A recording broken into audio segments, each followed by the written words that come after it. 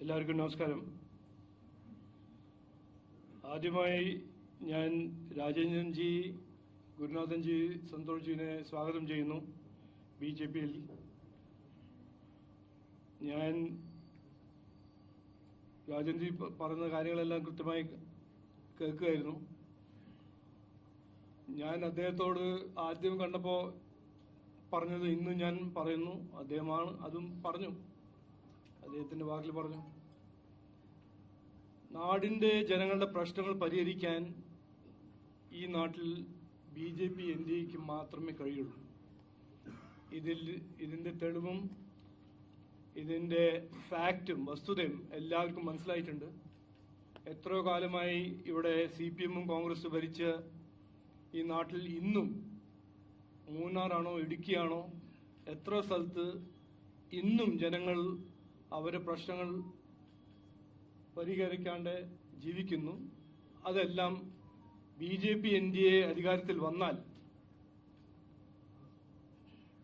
ഞങ്ങൾ പരിഹരിക്കും.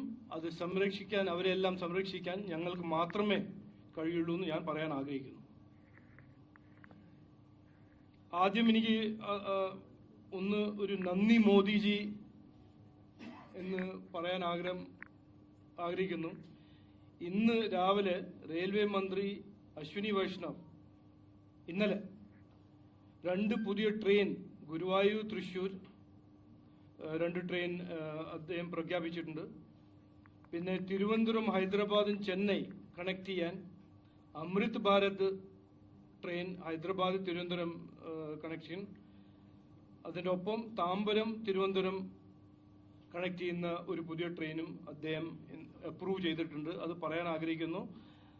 അദ്ദേഹത്തോടും നരേന്ദ്രമോദിജിയോടും നന്ദി പറയാൻ BJPയും NDA എന്ന് പറയുന്നു.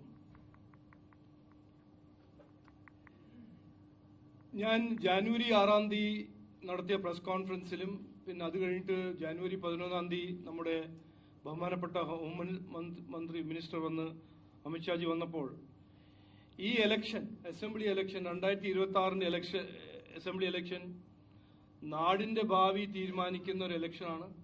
ഒരു നിർണായകമായ ഒരു ഇലക്ഷൻ ആയിട്ടാണ് ഞങ്ങൾ കാണുന്നത്. ജനങ്ങൾ അങ്ങനെയാണ് കാണുന്നത് എന്ന് ഞങ്ങൾ കൃത്യമായി അന്ന് പറഞ്ഞു.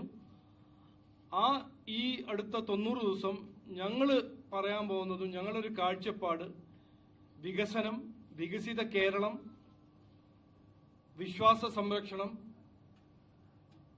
സുരക്ഷിത കേരളം, ഈ 3 കാര്യങ്ങളെ കുറിച്ച് ഞങ്ങൾ കൃത്യമായി ജനങ്ങൾ മുമ്പിൽ പോവും.